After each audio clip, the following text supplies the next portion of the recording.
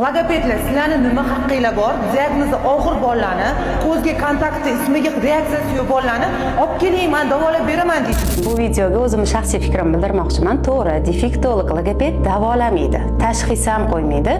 Biz faqat korreksiya qilamiz.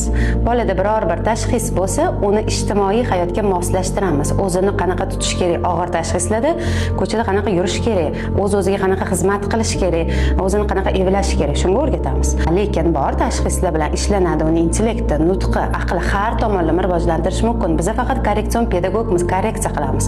Lekin davolamaymiz, tashxis qo'ymaymiz. Biz nima qo'yamiz? Bolada qaysi ko'nikmada muammolari bor yoki qaysi ruhiy sferasiga ishlash kerak. Misol, aqliy bo'lsa, tafakkur, idrok, xotira, diqqat qaysilarga ishlash kerak, o'shalarni yozamiz. Nutqiy soha bo'lsa, nutqida qaysi komponenti buzilgan, shularni yozamiz. Shaxsan o'zim shunaqa yozib beraman. Hech qanaqasiga tashxis qo'ymaymiz. Bolangiz autizm yoki ZPR deyishga bizning haqqimiz yo'q. Uni hamma defektolog logopedlar yaxshi bilishadi. Davolaymiz demaymiz, korreksion ish olib boramiz. Uni o'zini imkoniyati darajasida normaga yaqinlashtiramiz. Shu kabi foydali ma'lumotlar uchun sahifamga obuna bo'ling.